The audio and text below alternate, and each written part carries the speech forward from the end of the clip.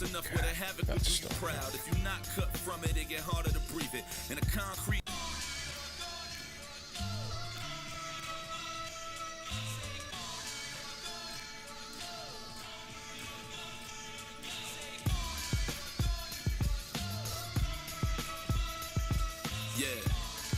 All right, here we go.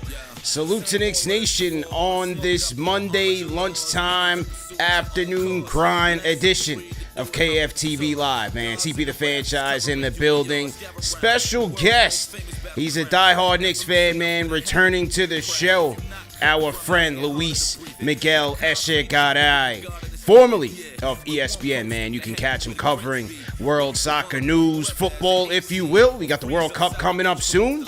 And so our guy Luis is here in the building, man. Hit the like button, hit the share button, and subscribe to the channel. On today's show, Knicks seem to be kicking the tires on a couple of trades. We're going to talk about that. Plus, a new challenger for that final roster spot may have emerged. We'll talk about that. And then our preseason fan survey is complete. We asked our loyal KFTV newsletter subscribers a couple of questions on the Knicks season. They responded, and we're going to react to it today, man. So hit the like button, hit the share button, subscribe to the channel. Salute to the replay gang. Salute to our loyal Fanchise channel members as well. Let's get into it, man. My man is back, man. Luis, talk to me, man. Happy Monday, man. How you feeling, bro? Happy Monday, CP. The NBA season is almost here, baby. New York Knicks, finally. Come on now. Yeah. I'm excited. How are you? I'm hyped, man. You know, we covered these last two preseason games like this was like game 1 and 2 of the playoffs. So that should tell you 2 preseason games in Abu Dhabi. The entire Knicks Nation worldwide is up, no matter the time zone, catching this live in the building, on TV, whatever the case may be. Give me your thoughts on the orange and blue so far, man. Yeah, I mean, I'm excited. Like you said, I think the passion is there, the energy is there, the anticipation is there of what's going to happen with these New York Knicks, especially with Mike Brown coming now here, replacing Thibodeau, of course, and there's a lot of excitement.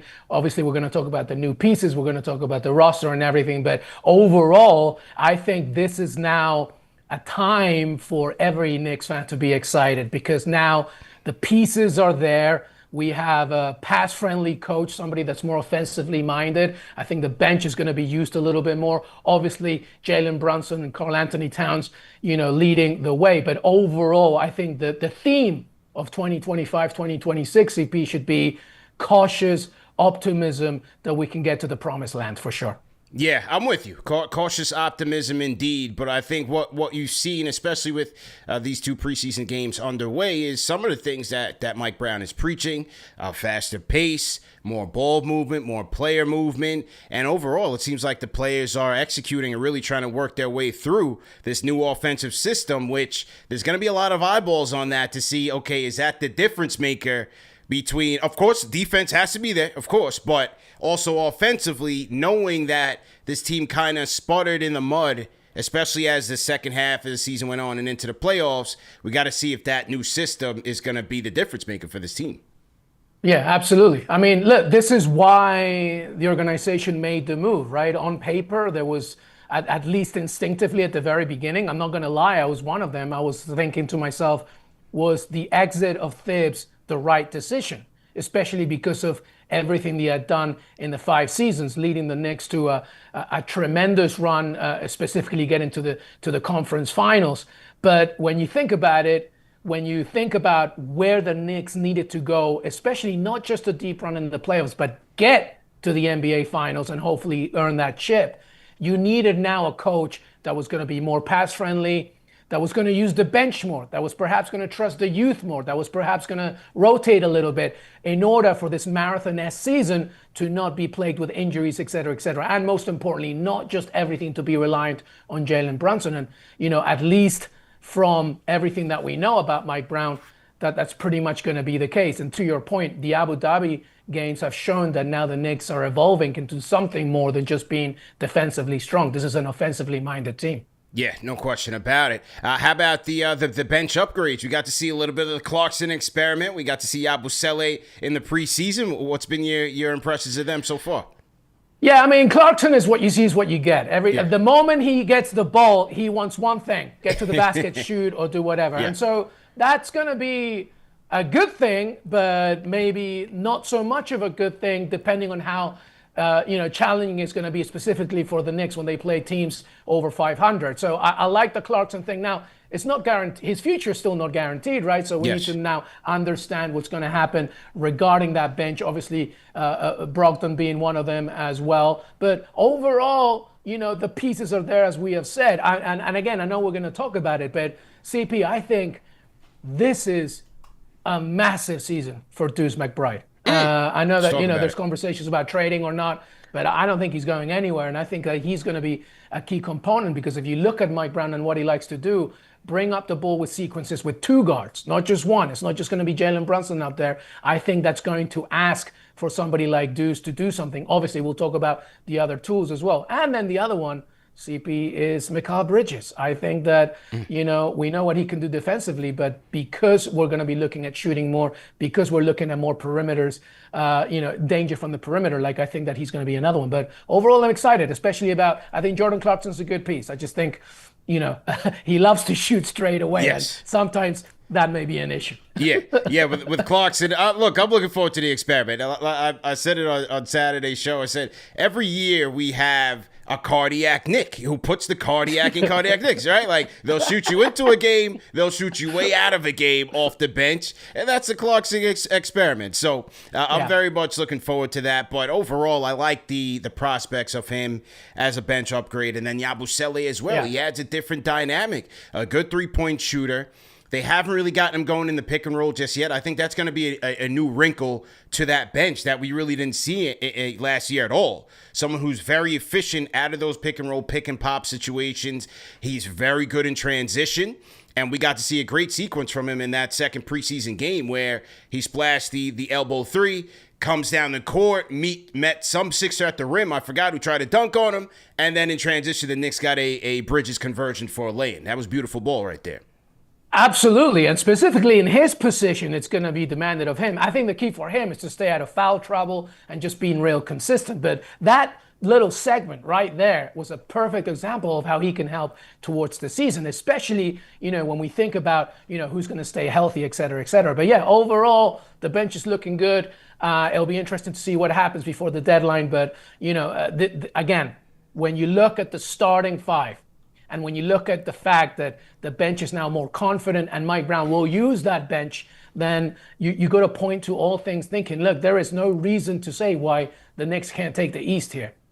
Yeah, no question. And we're going to talk about that as it relates to the fan survey. But one of the things I came across the newswire this past weekend and for the past couple of days is one Pacome Dadiet's name is coming up quite a bit in trade conversations that the Knicks are having. As we know, the Knicks have brought in Landry Shamet, they brought in Malcolm Brogdon, and they brought in Garrison Mathews to kind of battle it out for one of the final spots. But what's known is that the Knicks intend to keep two of the three guys, which means that if they were going to, they would have to make a trade.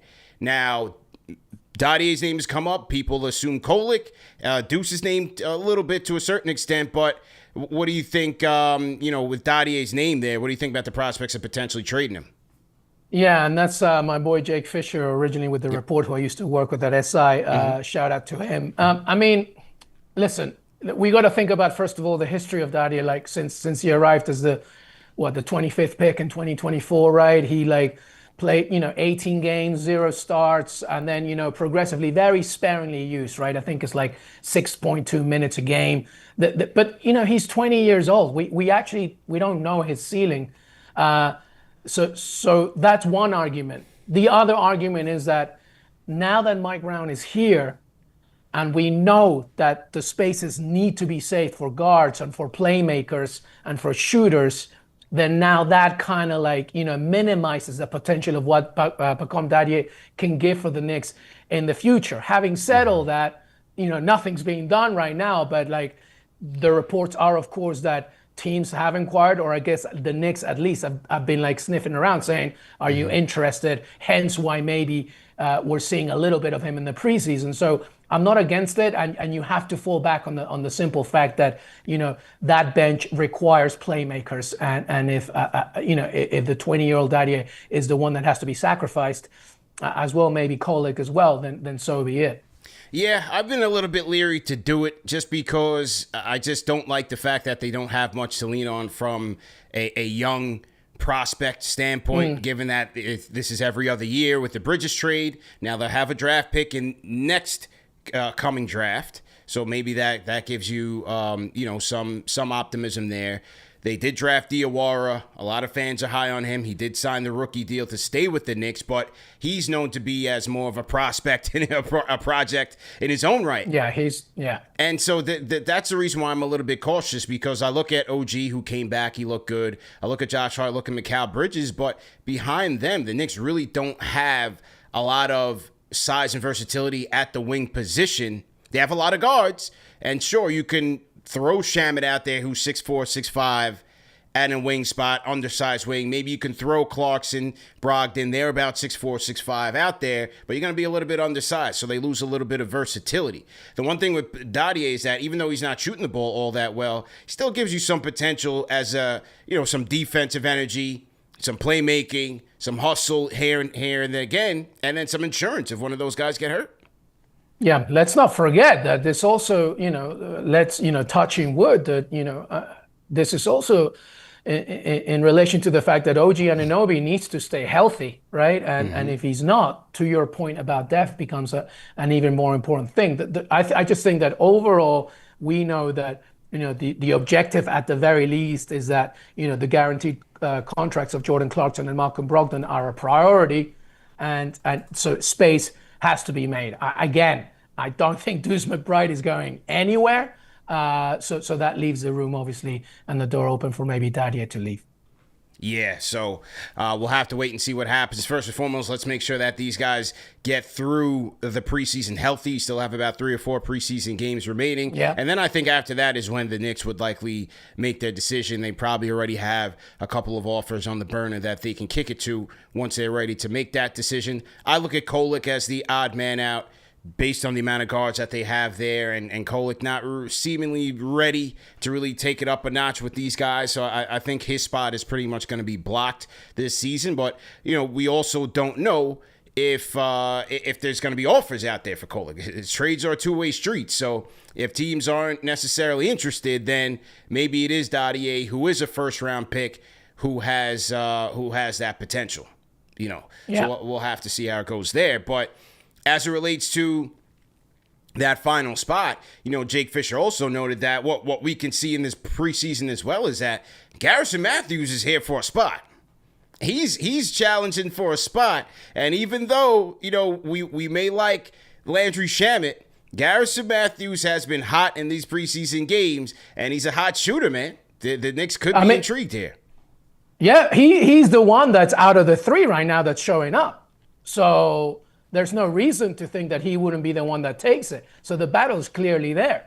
So once Garrison Mathews comes into the conversation, now you're thinking to yourself, well, I guess it's a good problem to have, at least from that standpoint, that, Shamet now is not also a guaranteed, situation. The thing I like about Brogdon is the veteranship, but like you said, in this preseason, at least in the Abu Dhabi games, Garrison Mathews has been the one that's been delivering. So to me, that's it. The Kolek situation, we had a little bit of a cultish following for Kolek last season, right? We were rooting for him so much, so there's that component. But defensively, he's still not there as well, at least, not from what I've seen, definitely in the last season. So he could be part of the conversation. But once again, the moment you add Garrison Mathews in that chatter, now you're having a conversation of like, okay, well, which one is Mike Brown? Which one is the organization going to keep? And to your point, it's not to say that these trades are guaranteed. I mean, nobody officially has asked for Kolek's availability, and Dadiet is just a conversation. Yeah, they're just sniffing around to see who wants him. So, I think Brogdon's spot is pretty solidified. Should he stay healthy, he serves a purpose. Even though I'm not clear if he's going to get consistent minutes as a 10th man, from what I see as a 10th man in that rotation, unless like Clarkson is just in a crazy slump and you end up making a shift. But I do think he's important as an insurance as at the backup point guard spot should Brunson be limited or out from injury, and also as the course of the 82-game season goes through and you're in kind of those dog days, you need someone to kind of try to eat up some minutes to keep Jalen fresh for the playoffs. But the Mathews Shamet thing is interesting. Mathews obviously being a flamethrower and a gun, where Shamet comes in as having the edge, I would think, is that he can shoot the three as well, but he gives you a little bit more in terms of defensive IQ, hustle, playmaking, and then obviously he's got the locker room as well, so maybe he's got the intangible factor. With Mathews, he's always been kind of just a limited player, like a Novak, right? Who you could use, but in this NBA, I think you've got to impact the game a little bit more in the event they run a guy like that off the three-point line, and then it's like, all right, what are you doing after that? Yeah, it really depends what Mike Brown is thinking and what the organization wants. Because to your point, and I make that latter statement that you just made, which is Shamet has the locker room advantage. He knows the system, at least he knows the team, the chemistry can be there. He's already accustomed to knowing what he can deliver. You know, the thing about Garrison Mathews is that when you look at his, you know, he is a flamethrower, but like, I think sometimes the game has to go in the favor of it in order for him to feel it. I mean, it was averaging like 7.5 points in, last season, not exactly like an assist king here. So he's reliant on the fluidity of the game, which is fair enough because that's what Mike Brown kind of alludes to. Shamet can be somebody that, like, when things are going tough, defensively, at least he can post up and he can do things that maybe help the Knicks re-emerge during a game. I don't know if Garrison Mathews is that one, but in the preseason, it's been Garrison Mathews It's been Gary Bird, as they call him, man. They've been calling him Gary Bird. I love that. For sure, man. Salute to everybody in the chat once again. Hit that thumbs up button for you boys, man. CP the Fanchise. My guy, Luis Miguel Echegaray on the other side. Salute to everybody on the lunchtime grind. If you guys are on the grind right now, man, throw a hashtag grind in the chat. Once again, our Fanchise channel members are in here heavy. Shout out to OW. He says he's hitting those open shots. That is a win. Gregory Weiner says Shamet is a Swiss Army knife. Yeah, salute to Gregory Weiner. My guy Will Latimer checking in from ATL. Shout out to Terrence Cox as well.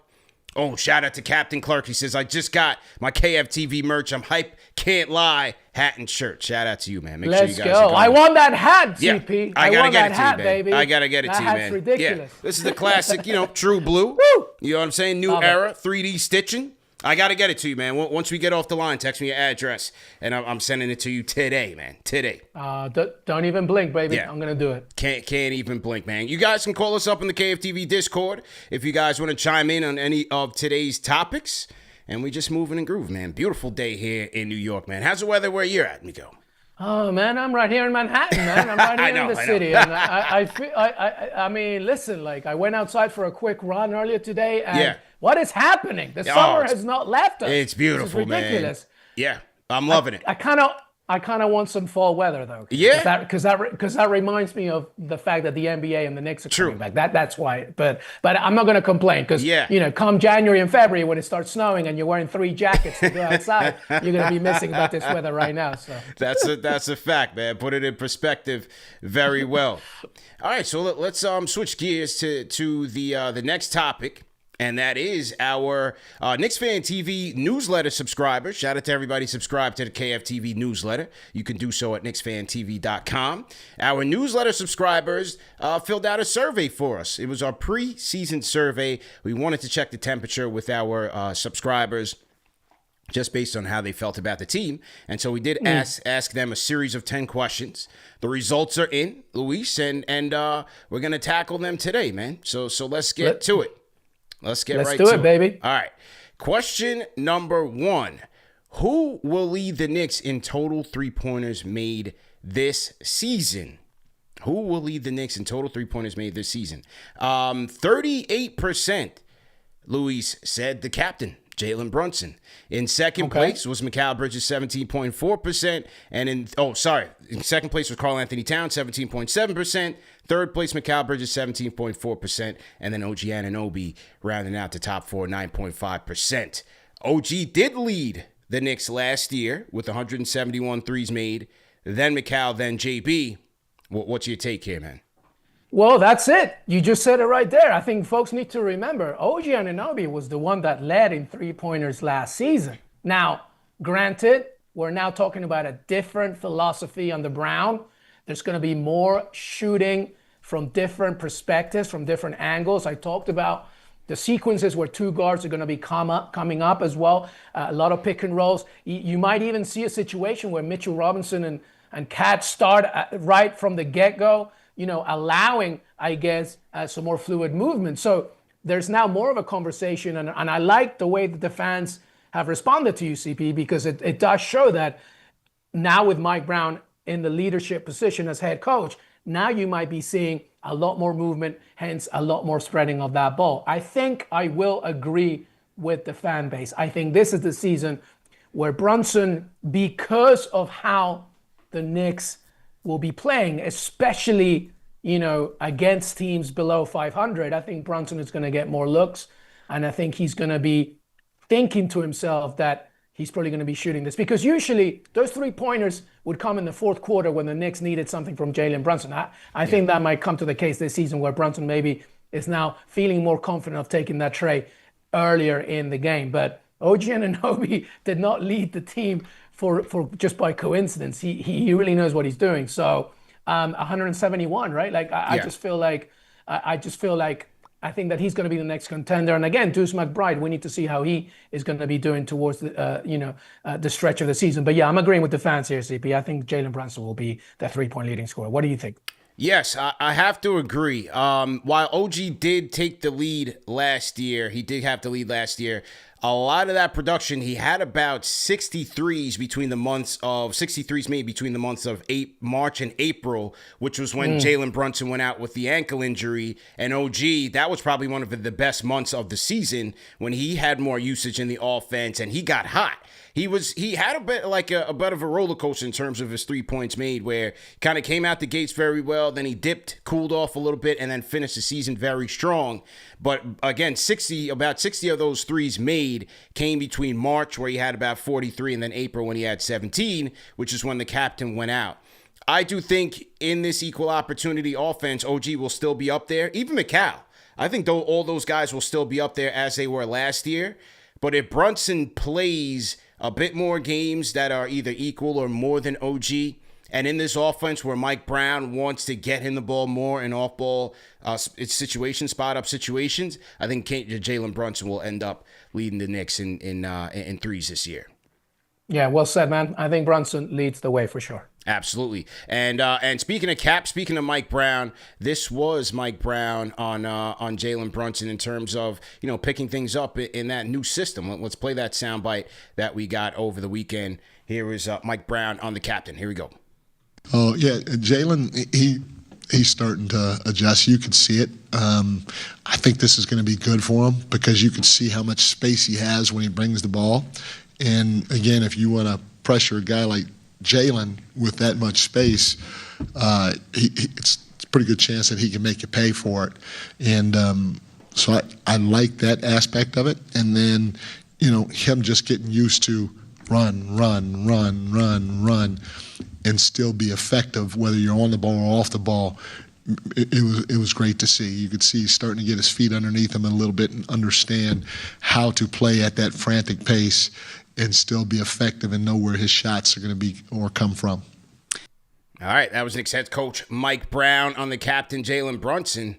Yeah, man, I think his adjustment to this offense is going to be key, something to watch in the early 20 games or so. How does the Cap adjust? But as Mike Brown said, he wants to get him up to about 43s per game.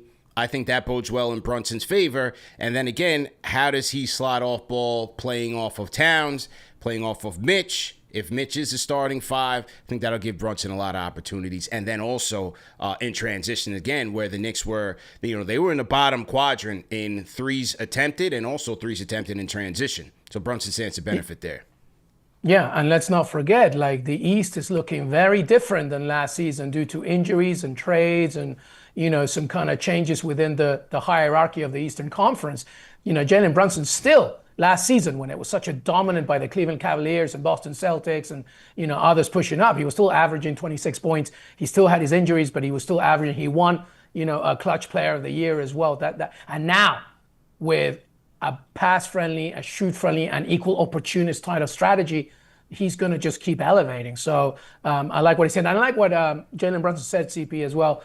He said, pace doesn't necessarily mean fast when it comes to, scoring in transition, which means you just have to be smart and finding your open spots. That, to me, just sounds like a smarter Jalen Brunson, which should be very scary for the entire league. So, yeah. Well said. Well said. Okay, let's get to question number 2. What do you guys think in the chat, man? Who's going to lead the Knicks in three-pointers made? Leave some comments in the chat or leave some comments in the comment section if you guys are watching as part of the Replay Gang. Salute to the Replay Gang, of course. Okay, number 9, Luis. Which young player will make the biggest impact this season?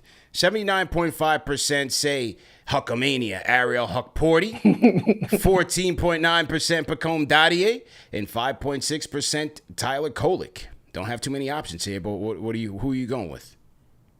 I'm gonna go again with the fan base thing. I think Huckporty can be the person that can help. And again, like when you look at this this survey, I'm not even sure if the other two are gonna be even part of the roster as well. But but I think it's an important stage for Huckamania to do what he can do this season.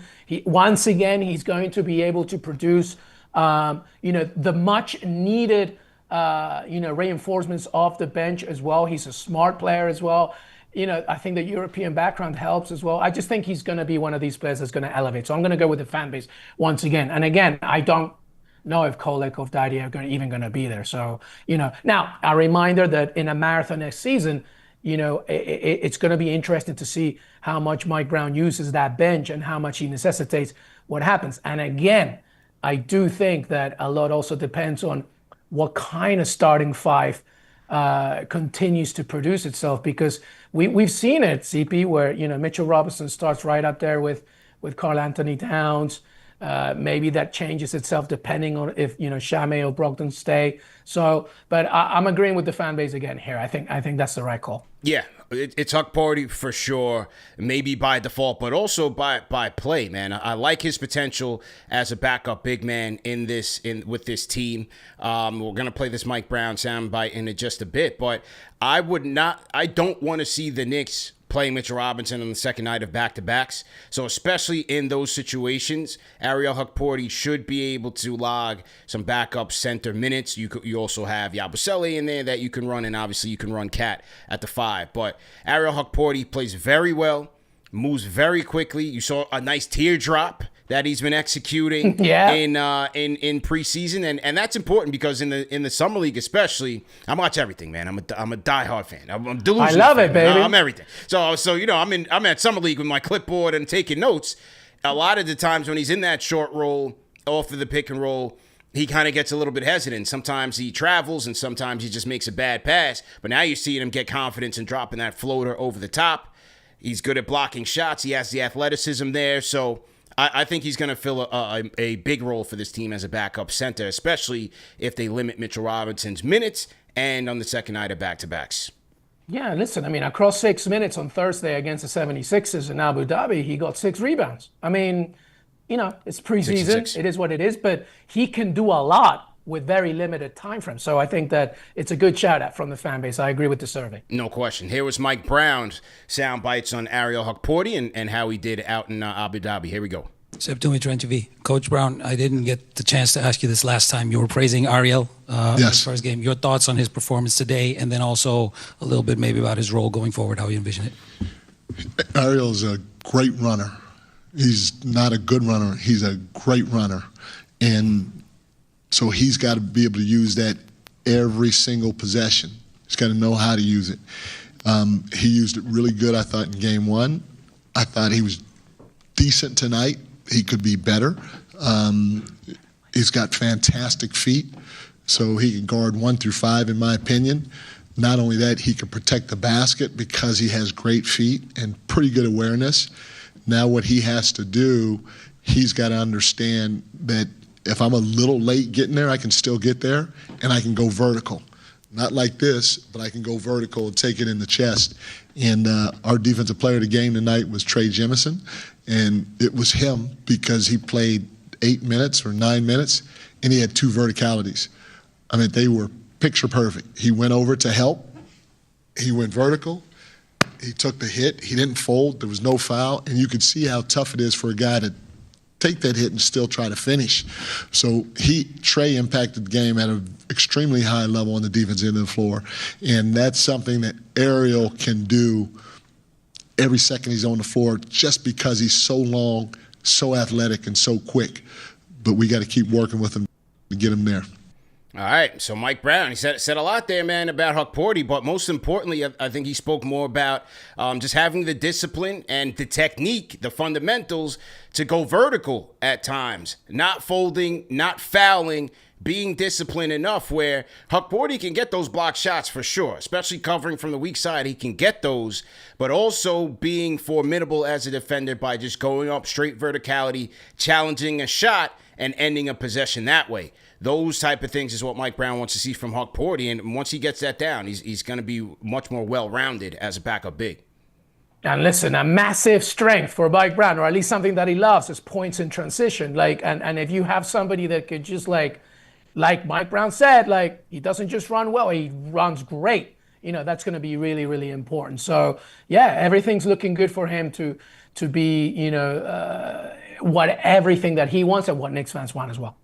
No question about it, man. Salute to everybody in the chat once again. Hit the like button, hit the share button, subscribe to the channel. CP Luis in the building. Let us know what you guys think, man. Which young player is going to be the breakout star here for the Knicks this year? And most of the fans here in the preseason survey say Ariel Huck Porty, 80% rather. And I think they're going to be right. So yeah. Let's see. Big number. Big number means, usually it goes that way. Usually goes that way. Okay, number 8, man. Who should be the 5th starter with Brunson, McCall, OG, and Cat? 68.7% say it's a block nest monster, Mitchell Robinson.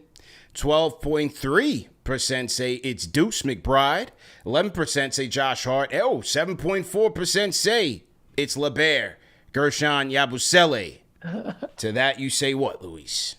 Oh, man. Now, this is a good question because, number one, Mitchell Robinson, the marathon-esque requirements of what you need out of Mitchell Robinson concern me.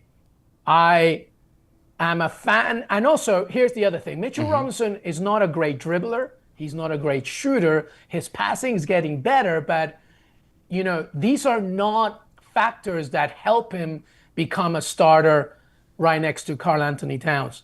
In addition to that, what happens on the bench when we really need somebody? Now, we've just mentioned Huck Porty, of course, but that makes the bench a little thin when you have those 2 starters with Cat, with Brunson, with Bridges. Also, here's the other component.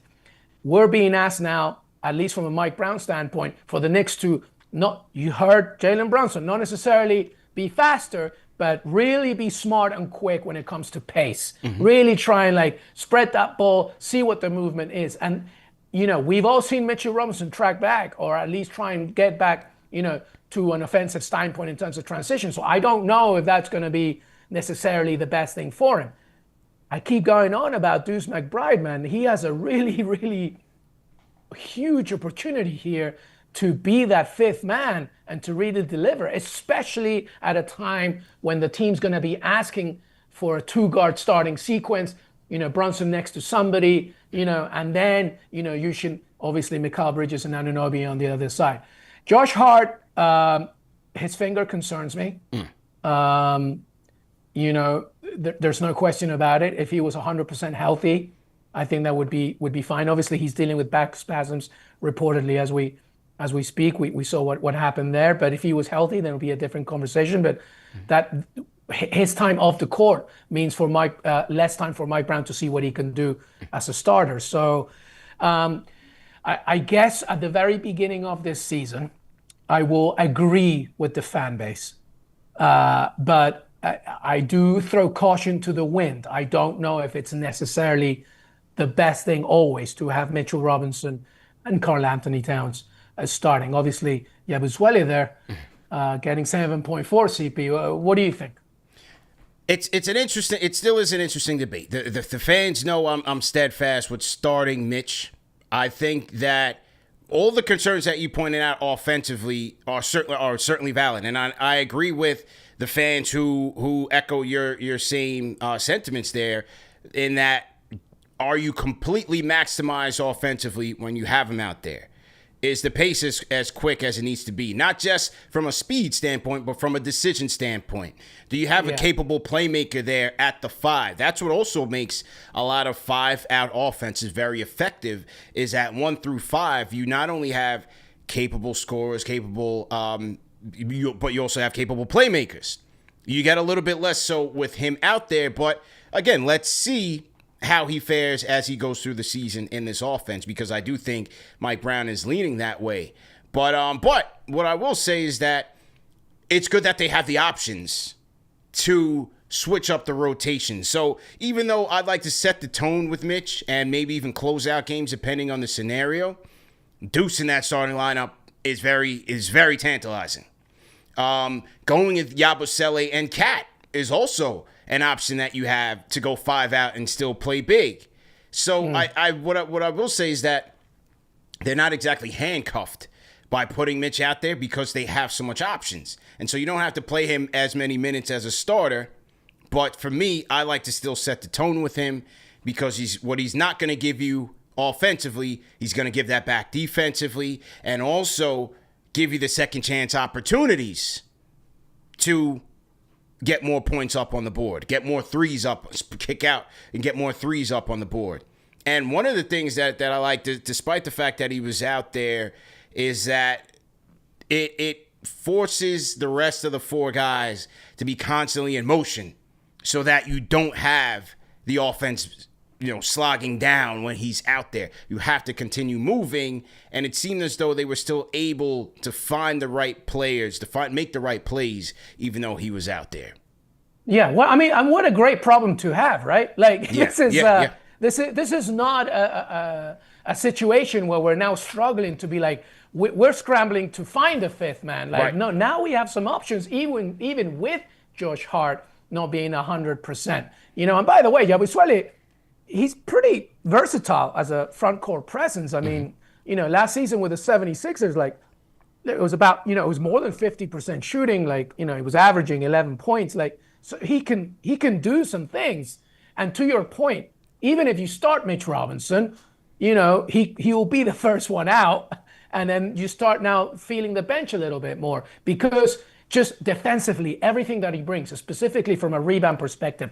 And then that allows Karl Anthony Towns to express himself more, because let's not forget, in that 3-point conversation, Karl Anthony Towns is also up there. He's going to want to be more fluid. So I think it's a good problem to have. I don't mind it if I see it, but, I don't expect this to be the consensus day in, day out, because now the bench is stronger. There's a new head coach in charge that likes more fluidity, especially with the ball. I think we're good. But yeah, again, it's a smart pick from the survey to go with him, but don't expect that to happen every single night. Moving on to number 7, which a topic that we just got into. Which Knick is most likely to be traded by the deadline? 33.9% say Tyler Kolek, Tyler the Creator. 27.3% say Deuce. 16.1% say Mitchell Robinson. 7.9% Pacome Dadiet. 5.9% Josh Hart, and 3.6% Mikal Bridges. Your thoughts, Miguel? Luis. Yeah, no. That's we've debunked this, my friend. Deuce is going nowhere. Deuce McBride is going nowhere. He's going nowhere. And again, Dadiet, per Fisher's report, seems to be the favorite. Maybe Kolek in that standpoint, and unfortunately, something has to give if you want to give that space, obviously, for Shamet. We've talked about Mathews as well, and Brogdon. So I would say that I agree I think Dadiet is going to be the next one. And listen, the Josh Hart conversation is interesting because we know the friendship and we know the bond he has with Jalen Brunson. But don't be completely shocked, everybody, if in the stretch up until deadline, maybe there comes a situation where they might listen for him, for options for him to be traded. I'm not saying it's going to happen. I'm just saying that, the chemistry and the cohesion and the friendship and the brotherhood that he has with the Knicks team and the heart, pun not intended, that he gives at the Garden, it's not a prerequisite for him to stay as a player here. They might listen for him. And also, once again, his health, specifically with that finger, does concern me a little bit. So will there be offers for him? Who knows? But as of right now, the survey is completely correct. I think Pacome Dadiet, Kolek, those two will be the most favorite to be traded. Yeah, and also was reported over the weekend. Shout out to a guy, Ian Begley, man, SNY, Knicks Insider. He talked about in his article over this weekend, said that the Knicks really value McBride and that key stakeholders believe that they need McBride on the roster in order to reach their goals. Look, to me, McBride is the most stable option that they have on the bench when you factor in Clarkson and his inconsistency, you factor in Hart and his injury. And how that's going to impact his shooting ability. Deuce is steady Eddie right now for you on both ends of the court. And as you said, I think Deuce is going to be taking a step up. He's in his 5th year. He understands now what's needed from him. He's a guy that's going to be a star in his role. You just hope that he's healthy consistently throughout the season because that kind of set him back a little bit last year. We know where his limitations are, and it would be interesting to see how he improves on that. But they can't lose Deuce in any sort of trade scenario. While Kolek would be my pick, it could still end up being Dadiet just on being, more promise, higher ceiling, maybe more in demand. So while the fans do pick Kolek as an overwhelming majority, I think it may still be Dadiet just based on what we're hearing and prospects, in a given trade. Yeah, 100%. Okay. All right, moving along to number 6. How many All-Stars will the Knicks have this year? They had 2 last year in Brunson and Towns. 56% in the survey agree. They say 2. 38%, 38.4. Although we say 3. And then you have 1.2% say 4 and 4.3% say 1. What do you think, Ben? How many All-Stars this year? Well, obviously, Brunson and Karl Anthony Towns are almost but a lock. I mean, there's no reason not to think from what we've already seen. KAT now feeling more comfortable, understanding, the Knicks franchise and who he is as a member of the squad, of the roster, makes him more comfortable. Jalen Brunson, there's, we can talk hours about how he is just one of the best players in this league, definitely in his position, so there's no doubt there. And then the third one, listen, there are no reasons for me to think why 2 players, you could do third with an asterisk, but I think that Mikal Bridges has an absolute opportunity here to really go even further because everything now, from a strategical standpoint, is favoring him to be much better offensively. And we already know how good he can be defensively. We saw that in the playoffs, of course. But offensively, I think he has the potential to be that number 3. I'm going to go with 3. I think, if we're to say that this is a great opportunity for the Knicks to win the East, not just to be high up, but to win the East. If we're to say that the Knicks are in a great position to reach the NBA Finals, if we're to say that the Knicks have a great opportunity to win a chip, then you have to think that the Knicks are going to be one of the best teams in the league, meaning that it can't just fall to 2 players, meaning that one other one is going to really push up. And that is the opportunity for Mikal Bridges, because we already know how good talented he is. It's just about consistency. Can he do that this season? I think he can. So I'll go with that third. I'll go with 38.4%. I know people are being realistic, CP, and just going with 2, but I'm going with 3. Why not? All right, there we go, ladies and gentlemen in the chat. What do you guys think? Luis is going for it, man. And you know what? I agree with you 100% there in that if we are expecting this team to be who we think they can be, which is be one of the best teams in the East, if not the best. Those are usually the type of teams that will have more than 2 All-Stars. You look at the Cleveland Cavaliers last year. They had 3 in Mobley, in Garland, and in Donovan Mitchell. Typically, those teams that will be at the top of their respective conferences or at the top of the league, they will get the benefit of the doubt and get 3 or maybe even 4, depending on play or depending on injury. This year, you have Dame out, you have Halliburton out of it, you have Tatum out of the running. Is it reasonable to expect a more dynamic season from Mikal Bridges in a system that is more catered to his strengths? Second year with the Knicks, contract in tow, a bit more comfortable, understanding the expectations with more of a role in an offense that should be a bit more equal opportunity. So I think given those 2 things, Mikal Bridges to me, and even OG on an outside perspective, could benefit here. Plus the guys that in the East that are already going to be out, I think those 2 guys could benefit and potentially make the team. Yeah, and you made a really good point about Jason Tatum out, Dame and Halliburton. So the field is open here for somebody to really step up. The OG Anunoby, I'll go back to a point that you said earlier. His productivity really shows up after the All-Star break. So, not to say that he doesn't do anything before it, but, talking about the 3-point leadership, et cetera, et cetera. So Mikal Bridges has everything in plan to really elevate his game and help the Knicks and be an All-Star. I'm not saying it's going to happen, but the opportunity is there for sure. Yeah, no question about it, man. What do you guys think in the chat?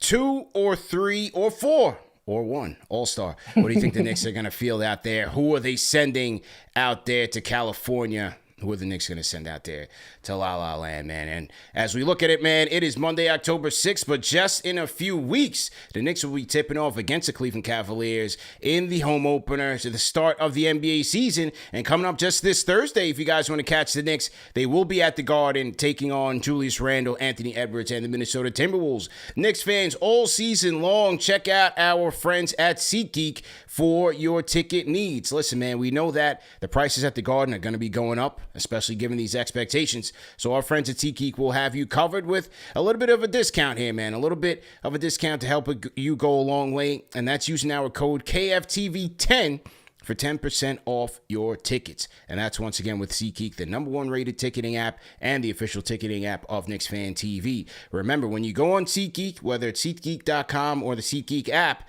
and you search for that particular Knick game, look for the green dots. Those will typically be good deals, and they rank them from like amazing to great to good. Those are typically the best deals. Now with the red dots, try to stay away from those unless you're like truly, truly desperate, because those are not the best bang for your buck. So always look for the green dots when you're looking for your particular seats on SeatGeek. All right. And once again, use code KFTV10 for 10% off your tickets. And if you haven't used our existing code, we also have a code out there that is just regular KFTV, and that's $20 off your tickets. All right. So once again, shout out to SeatGeek for sponsoring today's show. Okay. Doing the people's work, CP. Doing the people's work. I love it. People's work, man. Beautiful Monday here in New York. Salute to everybody on the lunchtime grind. And right now we are answering, or reacting to rather, our KFTV newsletter survey that was responded to by our loyal fans. We appreciate you guys for participating. Okay, Luis, final 5 here. All right. I like this one. If the Knicks make the finals, which one of these contenders in the West would they have the best chance against? 35.4% say the Denver Nuggets. 33.5% say the Minnesota Timberwolves. 17.7% say the Houston Rockets. And 13.4% say the reigning champions, the OKC Thunder. What do you think here, man? Who would the Knicks have the best chance against in the West? Straight away, I don't want OKC at all. Okay, this is a ridiculous team. They could, they're probably to me the most favorite to break, this streak. What is it? 7 seasons of a different winner. Yeah. They are excellent and they remain excellent. After that, listen, I guess on paper, I'm agreeing with the fan base with Denver. Mm-hmm. But I think people need to understand that, like, overall, just objectively speaking, I think that Denver probably had the best offseason out of any team. They did everything that strengthened who they are, and they've given themselves the best chance to once again return to the finals. I think that acquiring Cameron Johnson and Tim Hardaway Jr. was very smart, because they now have some more versatility with the long-range shooting. Jonas Valanciunas is the perfect backup to the Joker. This is a good team that did a lot of smart deals in the summer. So, now, if they make it to the NBA Finals, we have to wait and see what happens. If the Knicks make it themselves, that's another thing. So that's a tricky one. Houston, CP, obviously, being part of the mega deal that sent Kevin Durant there, I don't think it's going to be all beautiful, necessarily speaking, because before the arrival of Kevin Durant, Houston was working very hard at being a pass-friendly, ball-friendly, balanced team. Kevin Durant, a future Hall of Famer, wants one thing and one thing only, the ball. And he knows what to do with it. So now Houston's going to have to really readjust what they want to do. So that leaves us with Minnesota, who, again, I think they did some smart pieces. I think Edwards is a superstar in this league. I don't want to deal with him in the NBA Finals. Yeah. So I guess I'll agree with the survey here, CP. I'll go with Denver, but make no mistake about it, everybody. The Nuggets did some very good business in the offseason, and they came here to play. Now that the Joker has a legitimate backup, some really good long-range shooting, they're the ones to play. So, but I don't want anything to do with OKC. Edwards scares the hell out of me. And yeah, the Rockets, actually, I think Houston, CP. I don't bring it, Kevin Durant. I don't care. Yeah. What do you think? Talking that talk. Yeah, I'm kind of surprised with the results here of this survey, because I think there's three things that proved to kind of be the Knicks' kryptonite last year.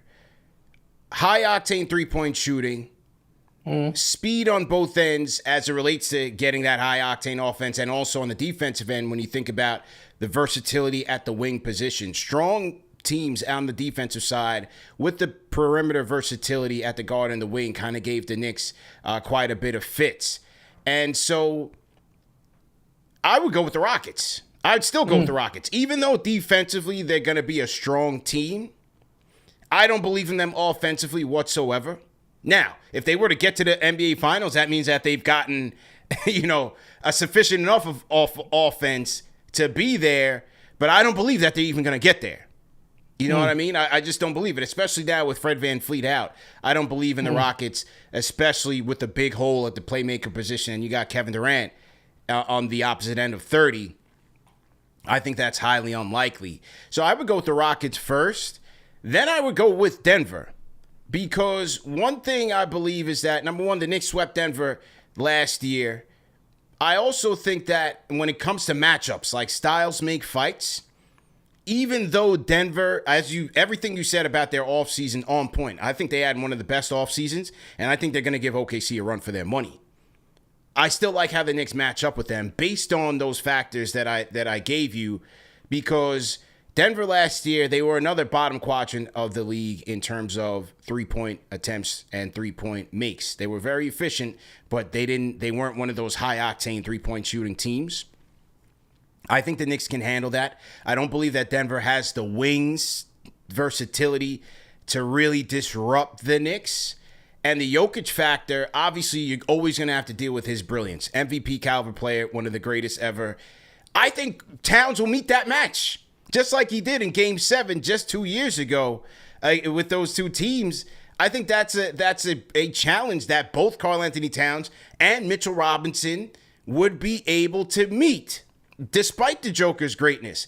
And on the other side, you can potentially find matchups that will force Jokic out onto the perimeter to guard a guy like a Karl-Anthony Towns. So I like the Knicks matchups there against a Denver. Minnesota will be tougher on them because they have the star power of Ant-Man, and Minnesota was a top 5 team across the board in threes, plus their defense and their depth, I think they would give the Knicks a bit more of a challenge.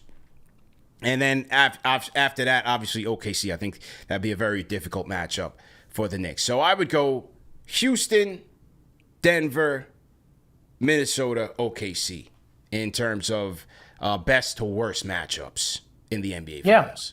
I agree. I mean, the Knicks went 5-1 against Denver last season, and even though I want to throw caution in the wind about how smart Denver were this offseason and how they're gonna, like you said, make OKC fight really hard for that NBA Finals spot. The Rockets again, and Clint Capella as well, another veteran. That's fine, but people need to remember that Houston were working very hard on becoming a real balanced team offensively. Right. The moment you add a 37-year-old Kevin Durant, who is once obviously a future Hall of Famer, a tremendous player, a winner in every way, but he wants the ball. So now you're asking for something totally different. And to your point, I don't even know if they'll make it that far. I don't think they make it. So yeah, I think I agree with you. Just I'm curious to think how Denver's gonna do in this. But listen, it's gonna be a tough one for anybody to beat OKC, I think. Going into number 4, Luis, is this season championship or bust? 28.7% in the survey say yes, no matter what. 29.9% rather. 34.1% said no, just make it to the finals. 29.9% said maybe, depends on the finals matchup. I love that. I love that hesitancy to go. It's like, let's just wait and see who we get, and then I'll tell you. 28.7% said yes, no matter what. And 7.3% said no, just make it to the ECF. What do you think, Luis? Is this championship or bust? I'm going to agree with the survey here. No, just make it to the finals. There are a few things here. The NBA is, everybody knows I cover the beautiful game, soccer. Obviously, I'm a Giants fan as well. I just think the NBA is so insanely difficult for a team to make the playoffs, get to the conference finals, and even reach the NBA finals. It is an arduous, tremendously hard obstacle that keeps just throwing different things at you because of the marathon season, because of injuries, because of trades, because of the quality and competition. So to say that if the Knicks don't win a championship, it's a busted season, I think it shows a detriment to the hard work that it takes to get there, especially for a Knicks team that hasn't done it, since the 70s. So this is a very difficult time. Having said that, because of all the pieces that the Knicks have, because now Mike Brown's system is more favorable to the pieces that the Knicks have, because of the injuries to the likes of Tatum at Boston, and Porzingis left, and so many. That's a completely transitional Celtics team, even though it's well coached. The same thing with the Pacers as well. Halliburton's injury, Miles Turner's now in Milwaukee. I'm not saying they're bad teams. Of course, they're really, really good teams. They're tremendous teams. But the road is now open for the Knicks to make the NBA Finals. That, to me, is my expectation. I'm cautiously optimistic, but many things now have presented themselves for the Knicks to make it. So I'm going with the survey here. I think that the expectation, without being arrogant, because the entire NBA hates us for this. To me, this is now about, confidence and opportunity meeting expectation in 2025, 2026. The Knicks should make the finals because of the open road that the East has given them and all the tools at their disposal as well. I think if we lose the finals, it kind of depends if you play OKC. That's a hard team. You can't, if we get swept, then maybe that's a different conversation. But, I expect and I'm hoping that the Knicks make the NBA Finals. Yeah. Winning it is a whole other amazing achievement. What do you think? I agree with you 1,000% in how hard it is to win. And one of the things we can't take for granted, especially looking at last year and what's happened to all their competition, is that they were able to make it to the ECF relatively intact. You know, at the end of the NBA season into the playoffs, everybody's banged up to some degree. You see it all the time. But they had guys, nobody missed games. They were intact. And that you can't take for granted because every team does not have that luxury. I mean, you had Jalen come back timely after the ankle. They were lucky that OG Anunoby did not go down with the foot injury for an extended period of time. That wasn't that serious. Karl Anthony Towns, he had the knee inflammation, chips and breaks on both hands. He's still out there. Mitchell Robinson came back from the ankle at the perfect time. So things kind of came into place for them. OKC had that luxury last year as well. I'm going to go. They got to get to the finals, man. They got to get to the finals. Man. That's it. Yep. Unless you're going to tell me you lose in a dramatic Game 7 on the road to the Cavaliers, or you're going to tell me that injuries derailed them from really achieving their potential here. They got to get to the finals, man.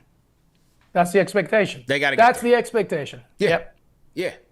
Got to get to the finals. And then, as you said, they play OKC. They lose in the finals. Obviously, we'll all be heartbroken. But on paper, at least as it looks right now, they are the better team. So you can kind of come around to accepting it. But a healthy team going into this playoffs, to me, anything short of the finals is a bust. Yeah, I totally agree. I mean, I don't know if I'm doing a segue for you here for your next survey question, but it's not to say that there aren't some legitimate contenders in the East and some surprising ones as well. It's not going to be easy, but I think everything falls to the fact that the Knicks cautiously, hopefully, have everything, if they stay healthy, to reach the NBA Finals. For sure. And you did segue to our next question. And what do you guys think in the chat? Matter of fact, I did put the poll in the chat. Is it chip or bust, Luis? And so far, the returns say in the YouTube chat, it's almost even, man. 40% say yes, no matter what. And then 40% said no, just make it to the finals. All right. Well, at least we know that the objectives are high. Yeah, there we go. All right. Rounding out the top 3. Here we go. Which team in the East poses the biggest threat to the Knicks? An overwhelming percent of the respondents say the Cleveland Cavaliers. And then you have the Hawks and the Magic pretty much even, followed by the Pistons and so on and so forth. But, overwhelming amount is going for the Cleveland Cavaliers, man. Your thoughts? Yep, I agree. I'm not going to spend too much time on the Cavaliers. Everybody knows how good they are. I mean, this is a ridiculous team. They only lost 7 times at home last season. They're running it back, CP. They're running it back. I think the Lonzo Ball trade is a good move. Like the Lonzo Ball acquisition is smart. I mean, obviously injuries, but he's just joining a team that has a culture of winning and a culture of doing well. I mean, obviously Donovan Mitchell, we know what he can do, but it's not just about him. You said it earlier in the show, 3 All-Stars for the Cavaliers. This is a really, really good team. And they, to me, are the closest contenders to the Knicks on winning the East. We talked about Boston. So many things have happened. Jason Tatum's out. The second apron and repeater tax, has caused them as well to rethink things. So, so many people have left. Al Horford is in Golden State. Kornet is in San Antonio. Porzingis is in Atlanta. They got Jalen Brown. Obviously, he's going to be the main talking point. But I just think, and obviously they're so well coached, but I don't think they're as deep as a threat as they are as the Cavaliers. The Pacers, we talked about them. Miles Turner's gone. Mm-hmm. Pascal Siakam can't do everything, and that's what he's going to have to do for the regular season. And then, man, I mean, listen.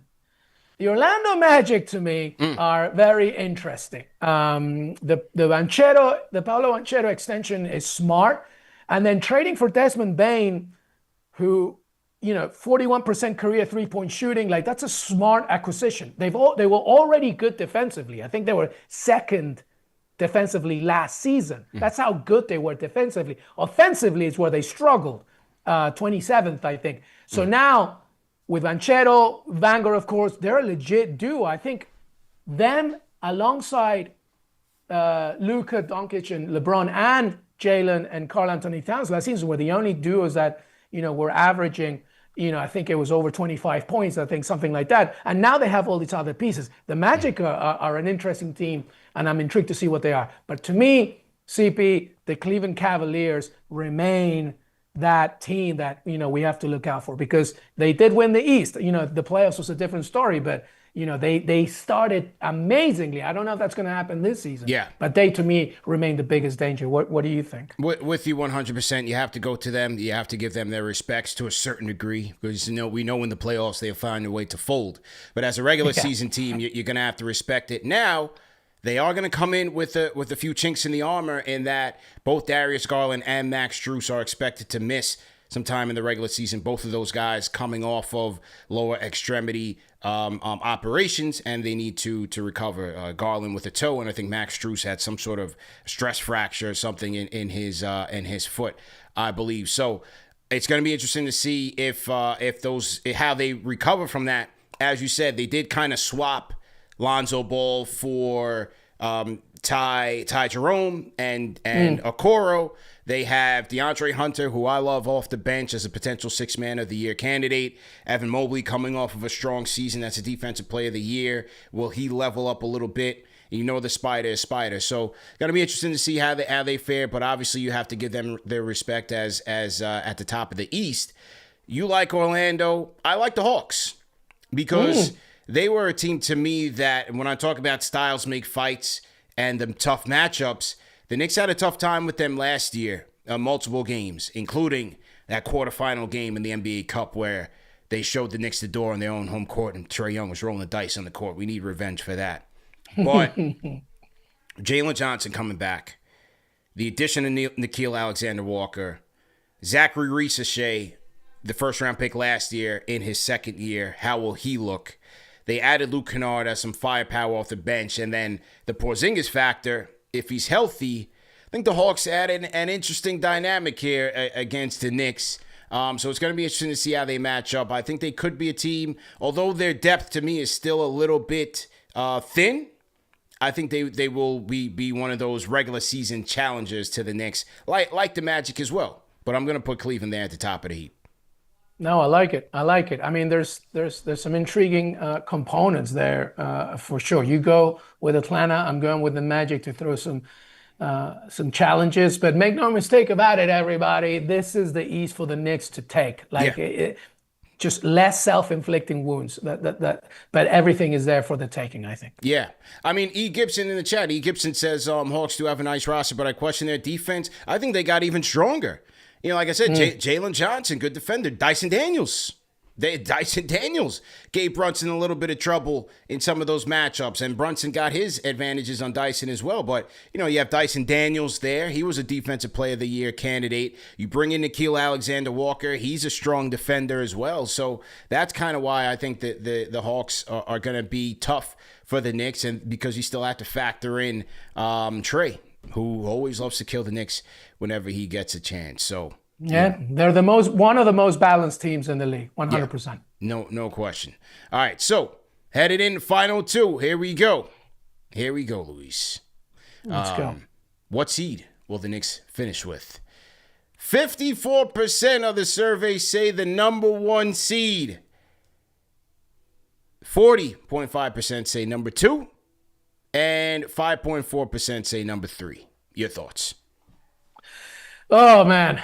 The optimist in me, the heart in me, obviously wants to go with that one seed straight away. Zero arguments, et cetera, et cetera. But we do have to add context to this, right? I think no matter how good anybody can be, a first season for a head coach is also a learning curve. So it will be interesting to see how the Knicks begin the NBA season with a new head coach. I think a few components need to happen here. We've already talked about it, but with the Celtics, dealing with what they have to deal with, as well with the Pacers and the Cavaliers, at least on paper right now, to me, offers the only, legitimate contention for that number one seed, the number one spot in the East, then you have to say it has to be either one or two. The reason why I'm not fully going on one, aside from the fact that it's the Cleveland Cavaliers, is because when you look at last season, a few things need to happen.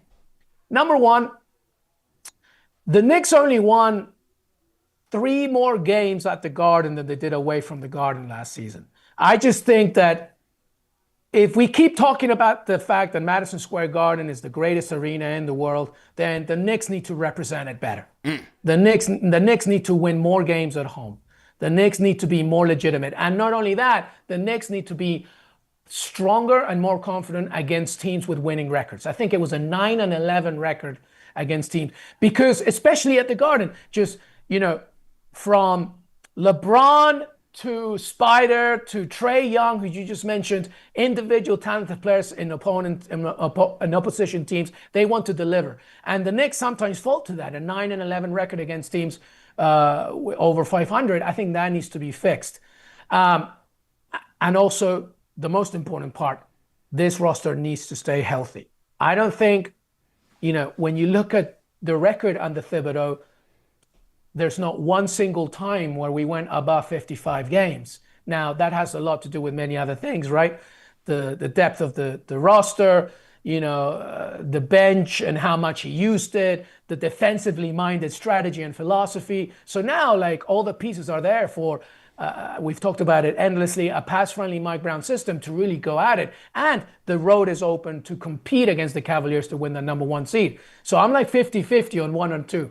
That's my answer. Because no matter what's in front of you, I just think that the Knicks need to be so much better at home. I know that away is always going to be tricky, but it was a 24-17 record last season, which is okay. It can improve for sure. But the home record, CP, was only 27 wins over 24. That to me, we need to really deliver here at home. Make the Garden the place that it really needs to be. And then that breeds confidence. So I think we can get the 1. I just think that I'm leaning towards 2, but I want to make sure that we begin from the get-go. If we end up 1, I'm not going to be surprised. It's just that a few things need to happen in order for us to get there. Yeah, well said. Well said. I'm gonna agree with you there. I'm gonna go 2. I have them winning 53 games, and I'm not sure if that's gonna be enough to get the 1 seed. Just as you said, I think we have to factor in adjustment period to a new system, adjustment for the coach and his rotations, finding the ideal rotations, adjustment for potential load management situations. It's going to be interesting to see how they start out and how they jump out the gate in the first 20 games. Conversely, will Cleveland, because when Cleveland started off, will they rip off the first 17? They were ridiculous. It was a historic run. So, all that is of concern. And just as you said, the Knicks were 15-23 versus teams 500 and above. 36-8 against teams below 500. So, those are definitely good points there. And then the home road schedule. Got to win those home games. Turn the Garden into not just during the playoffs, but turn it into a place where you're not going to come in here. You're not going to have your number 7, number 8 guy have historic nights against us. We're shutting that all off immediately. Be a force, especially at home, when you're going to be facing off some of those bottom feeders of the league. You got to take those games. And their record against 500 and above has to be above 500. Cleveland's last year was 28-11. Boston, 24-18. You look at OKC, they went 31-10. That's a championship team. 31-10 against teams 500 and above. That is what we're talking about when you're talking about winning a championship. Even Houston, they were 23-19. You've got to set that tone if you want to be a legitimate team. And if they're going to get the number 1 seed, they have to be way better. So I'm going to go with number 2. Yeah, that's it. That's it. There's nothing more to add to that. You got to get there, and you got to make the Garden a fortress. There you go. And then final question, Luis, predict the Knicks 2025-2026 regular season record. The majority of the fans say 55-27, a 4-win increase from the 24-25 season when they won 51 games. What do you think there, man? And you gave them, 53, right? 53. You're being a little bit more. Yeah. Okay, so last season, only 2 teams in the East went 60 or above. That was the Celtics and the Cavaliers. The Celtics went 61. The Cavs went 64. We already talked about, you said it beautifully, how, championship level teams need to really push for that agenda, especially against teams with 500 or over. Last season, the Knicks were 51-31. I think that we can definitely go, and we will go higher than 51. Will it be 60? I'm not sure. Will it be 53? Like you said, I'm going to go somewhere in between. I think we can get to 55, 56. I agree with the survey. But again, the only way that this can happen is if we severely improve at home. I mean, obviously need improvements everywhere if you want to be a championship level team, but the fortress that is the Garden needs to be represented. But again, the context is also needed here because the road is open for the Knicks to get there. Because last season, when it was 51 wins, CP, we're talking about playing, a tremendously strong Cavaliers that went on that ridiculous run. The Celtics, the Pacers, of course, right? Even teams below that were giving us problems. Now, this is a little bit different where I feel the Knicks can take full advantage. So I'm going to go with the survey. I'm going to go with 55. I think that's a good number. I wish I could say 60, but I agree with the survey again. We're not there yet. Well, can we get there? Yeah, 100%. But I don't see it. Only the Celtics and the Cavaliers went 60 or above, and the Cavaliers went on an insane crazy run. And they only ended 64 wins. So I'm going with 55, I think. Yeah, Cavs not only jumped out the gates out, but they had another win streak of like 14 or so in the second half. So they were just on fire. And with the Knicks, I put it at 53, just being a bit more conservative. Again, factoring in adjustment to the coach's adjustment to the rotations, and how often will they be chasing games? Brown versus Tibbs chasing games. How many games are where they say, look, we'll just go fight another day. We're down by 15. It's 4 minutes left. Steve Kerr was notorious for doing this, like just throwing in the towel when it just doesn't make sense to chase this thing. Tibbs won't do it until there's about 1:30 left. And even then, you might have guys in there. Brown is coming in with expectations that he's going to use the bench and not, quote unquote, run the starters into the ground, play them heavy minutes, and be chasing games. Brown even said it in his press conference. He's not sure if he will be doing that. So with that, I'm just being a bit more conservative and put it around 53. Yeah, no, I think it's a really good point about the fact that Brown is going to be trying to look for the forest over the trees. He doesn't want to completely run these players to the ground. Now, historically speaking, I mean, Brown has been in a situation before where he's done some record-breaking, season records, right? With the Cavaliers, it was a franchise best 66 and 16.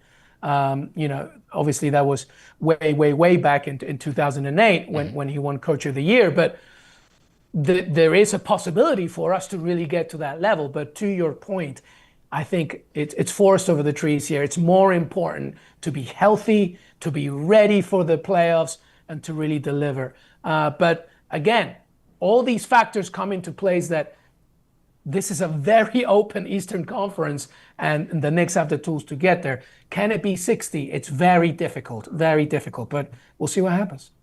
Yeah, there we go, man. We shall see what happens. What do you guys think in the chat? Leave some comments in the chat. We got a great crowd here for today's show. And Luis, you did the damn thing, man. We definitely appreciate you. Let me shout out a couple super chats that came in real quick. Shout out to Jason Benjamin, number one on the chat leaderboard, $5 super chat, says, what does championship or bust even mean? I personally don't like that narrative. I want our Knicks to win a chip, but to me, my expectations is ECF. Well, it's that simple. Championship or bust means if they don't win a chip, then it's a flop of a season. It's a failure of a season. Yeah. You have a team that came 2 games from within the NBA Finals. You have Boston and the Pacers expected to take a step back. There's no better time than now for the New York Knicks to win a championship. Championship or bust is just that. It's win it or the season was a flop, and the expectations are reasonably right up there. And your objective, my man who said that comment, thank you so much, cannot be the ECF again. Otherwise, what's the point? We got to go one more, especially in a stronger season. I mean, I get the realism of things, but yes, a Knicks fan base has been dying, aching for a chip. They've been dying for a finals appearances. They've been dying for the glory days of the 70s and even the 90s. They want this. So why shouldn't our expectation be to reach the NBA finals? It can happen. And I believe, and you agree with me, if they don't make the NBA finals, that to me is a failure of a season, period. Got to get to the finals, man. Definitely got to get to the finals. Yeah. If they're healthy. Now, if they're not healthy, I'll shoot. That's a different conversation. Yeah, different conversation. Expectation change. They go into the playoffs with a full deck. I'm expecting them to get to the finals. That's it. Yeah, I'm expecting them to get to the finals, and that's okay to have those levels of expectations. It's all right, man. It's all right. That's why we do this thing, man. That's why we do this thing. This is why we do this thing. Shout out to LD, Fanchise channel member says, Bron is going to retire to ruin the news around our chip. So he's calling sabotage here from the likes of one LeBron James, man. He would do that. Yeah, he would do that. And then lastly, shout out to, let me just load up my comments here.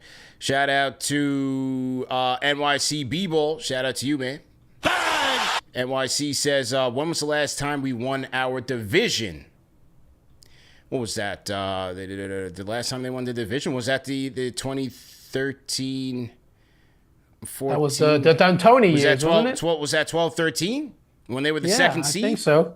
Yeah, D'Antoni years. Had to be 12-13, right? Well, let's see. It has to be that.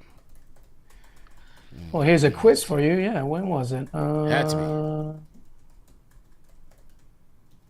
Yeah, 2012, 2013. There you go. Had to be. Yeah. Last time, Stat Muse. Yeah, had to be.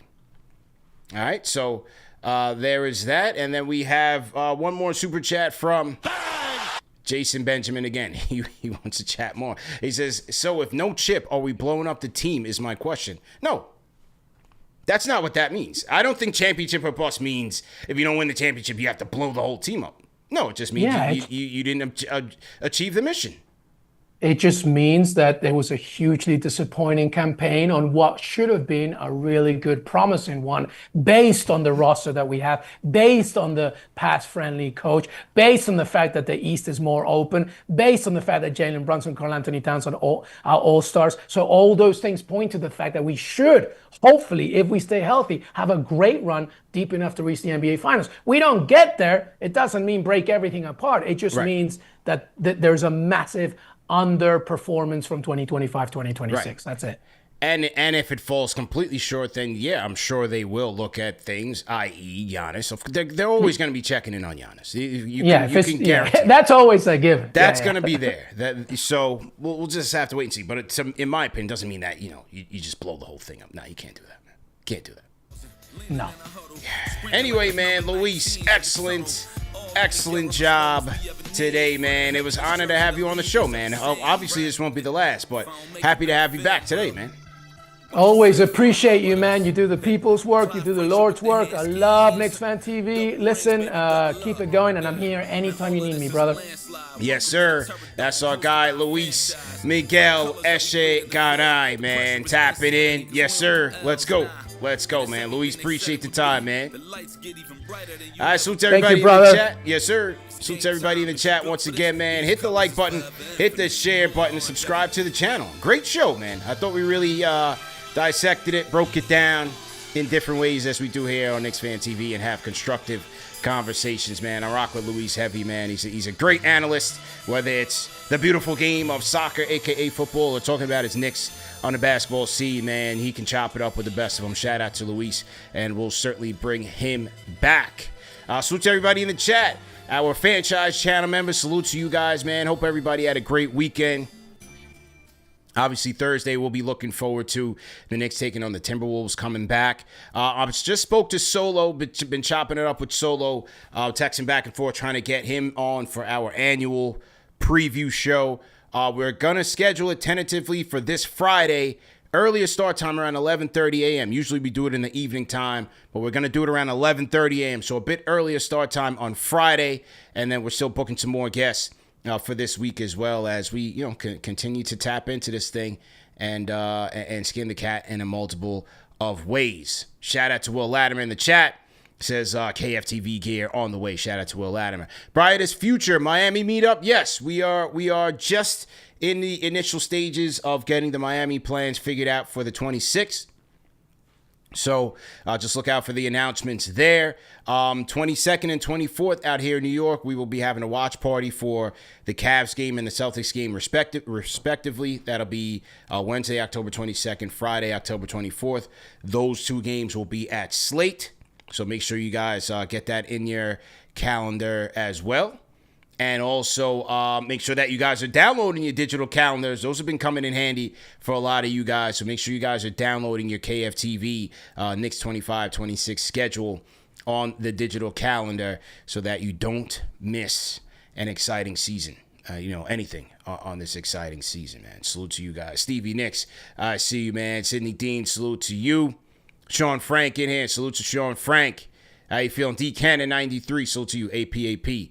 Salute to you as well, man.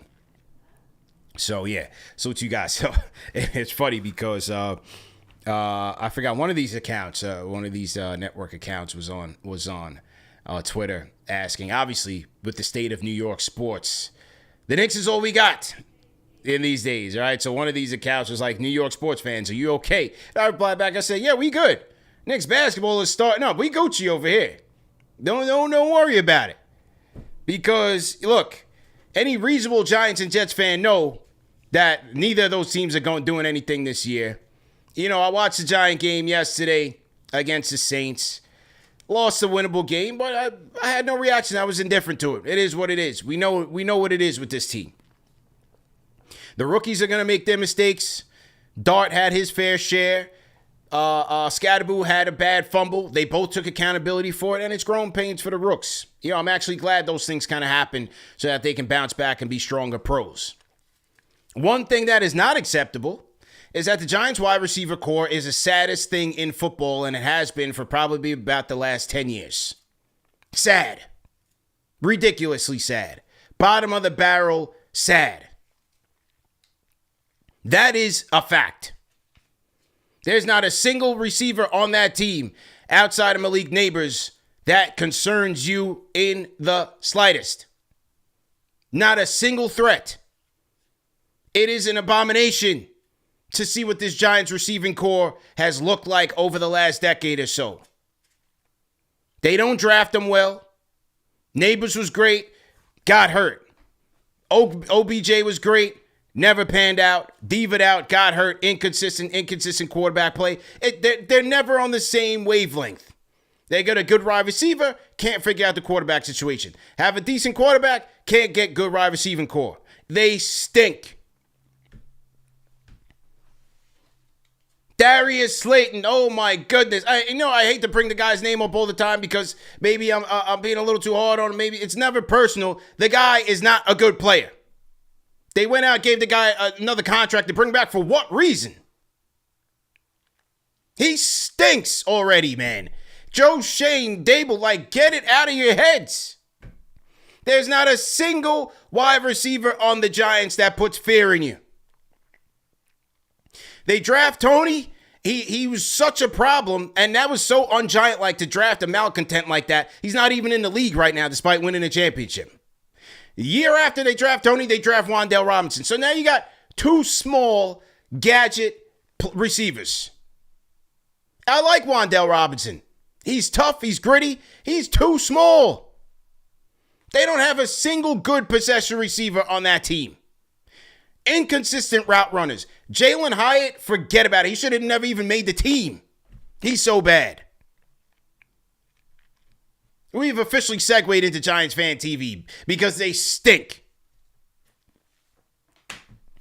It's one thing to watch inconsistent rookies like a Dart and a Scatterboo because they show you the promise. They show you that, hey, let's have some patience and see what they can max out at. Because at least they get it gritty. But Darius Slayton has been here for well over, 5 years now and hasn't done a single notable thing for this team. That's why they out there running two tight ends the whole damn time to one, help block, and two, because those guys are the most reliable catchers on the team. I like Theo Johnson. I like that. But you're running those two tight end sets because you literally have nothing at the receiver core. Nobody can get separation. Nobody strong enough to wrestle the ball out of your hands. Nobody making a good play. It is crazy how bad this Giants receiving core is. My goodness. It is sad. That's the word I use on Twitter. Sad. Absolutely sad what this Giants receiving core look like. And they've had numerous opportunities to draft a guy, sign a guy, and they have nothing of competence up and down there. No one a promise. NYC B-Ball says CP was ready to go now. He crashing out on the Giants. I had to get it off my chest, man. I had a beautiful weekend. Shout out to the Knicks chick, man. She planned a great weekend. We was out there up there in Dutchess County. You know, had a nice weekend. You know, for my New Yorkers out there, you guys know, man, you drive an hour and a half outside the city, man. You're almost in another state. It's beautiful. Scenic, rural New York in the middle of the fall, everything changing over, the great outdoors. We got all that in this weekend. It was great. But that was why we were watching the Giants game while we were, you know, on our weekend. And it's just ridiculous, man. I've been saying for the longest, this guy Slayton, are we serious? Are we trying to be a serious football team dragging this guy out here? My goodness, man. And then to deal with that as I'm driving home in 3 hours of traffic, I'm dealing with that loss. And then I'm listening to the Yankees get smoked north of the border in Canada. Get absolutely dragged in the 2-game set up there in Toronto. And what do I say about the Yankees all the time, man? They don't have dogs. None. It's one thing for you back into the rotation for a Louis Heel to throw junk and get beat up out there in game one. But then you got your quote-unquote ace. You got all these guys you pay multiple $1 million to, and not a single guy that you have faith in going into any game. Tell me I'm wrong. Give me a time when you have a Yankee starter going out there on the mound and you have confidence that he, at the least, is going to have a floor that you can rely on. We used to have that with Pettit. We used to have it with Clemens. We used to have it with CeCe. Now, any one of these guys they toss out there, it's a flip of a coin what he's going to do. Not to mention the bats are soft. Judge, not clutch. Forget about it. Jalen Brunson is the best athlete we got here in New York sports. Pitching staff all over the place. Bullpen throwing meatballs all over the place. El Duque. We got no El Duques on this team, man. El Duque. Oh, my goodness. We got no Mike Messinas on this team. Shout out to Frank White. El Duque was a beast. And he was like the number 3, number 4 guy. We have not been back to those days since, man. Pitching staff is an absolute joke. They got no dogs.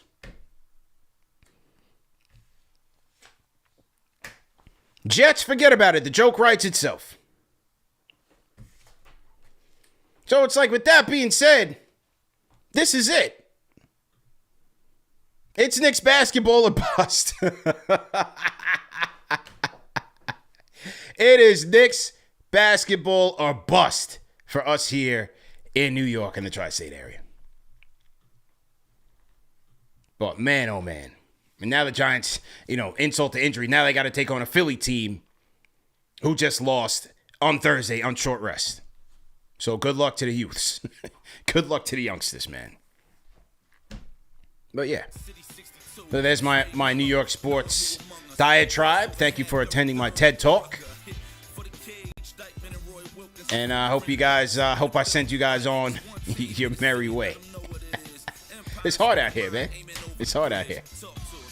Freddie Solomon, hey CP Chill, let's talk Knicks. Coming in from Saudi Arabia, Crown Heights, BK Ridgel. Shout out to Prospect and Rogers, man. That's where I used to be at. That's where I used to rest my head. Salute to you. I just gave you an hour and a half of Knick talk. Can I get into my bag? Can I diversify a little bit? I just gave you an hour and a half of solid Knick talk. Shout out to Freddie, man. Sorry, man. The lady tells me all the time. She says, you're a very passionate Giants fan. She knows that. I am. I bleed blue, man. But it just tears your heart out to know that, like, they're just not progressing in certain aspects. Stuck in the mud. Shout out to Anthony Vasquez, Fanchise channel member. Says, thank you for bringing up the Giants. It was needed. Shaking my damn head. Embarrassing, to say the least. I'm so looking forward to our Knicks. Yeah, man. I know how we feel, man. I know how we feel. I am one of you at the end of the day. So that's why I got to bring it up. We got to talk about these things, man. We got to get it off our chest. But we had a great show. Shout out once again to the Replay gang. Always appreciate you guys. Appreciate all you guys tapping in on the live streams. Any news, any rumors, you guys already know to tap in. We'll be live as soon as it happens. But if not, we'll see you guys on Wednesday. Like, share, and subscribe. And shout out to everybody who participated in our preseason survey on the newsletter. Make sure you guys at home, if you have not tapped into the newsletter, it's an absolute free resource. We have great articles from great writers on KnicksFanTV, including Remy's recaps, where you can get, after every game, Remy will break it down, and it all comes directly to your email box, free of charge. And it's just another way, especially with the newsletter, it's another way for us to just build up our contacts of fans. We're on these live stream platforms, we're on YouTube, we're on Instagram and all that, but we don't own that. And at any day, the leadership of those platforms can pivot, and we may not be on those platforms. So the newsletter is important for us to make sure that we're maintaining our contacts, and if we need to pivot somewhere, if we have some news or announcements for you guys, it comes directly to your email. That's why it's important to join the newsletter. So if you guys go to KnicksFanTV.com and type in and click on newsletter, you just drop in your email, and we got you in there in the database, and we appreciate all the support on that matter. Okay? All right, man. See you guys Wednesday. Great show, everybody. About to get some lunch and finish out the day. You guys enjoy the rest of the day. Beautiful day in New York, man. Enjoy the sunshine for as long as it lasts. We out of here. Peace.